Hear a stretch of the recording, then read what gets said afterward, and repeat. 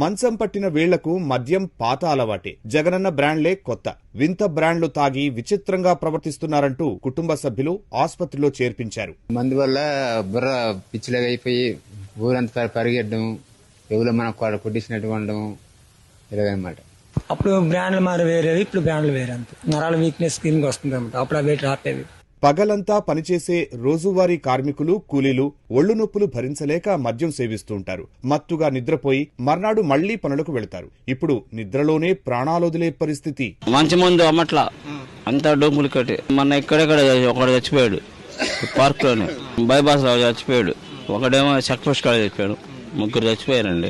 మందులో ప్రాబ్లం వల్ల చచ్చిపోయారండి. 3 రోజుల క్రితం అబ్బాయి తాగి నైట్ పనుకున్నాడు అనుకుంటా, ఒళ్ళు అలసిపోయిందని లోపల పార్కులోనే చచ్చిపోయాడు. పొద్దున వాళ్ళ అమ్మ వాళ్ళందరూ వచ్చి తీసుకెళ్లారు. రేటు పెచ్చు మొత్తం స్పిరిటేనండి. మందు మంచిది, మాది క్వాలిటీ.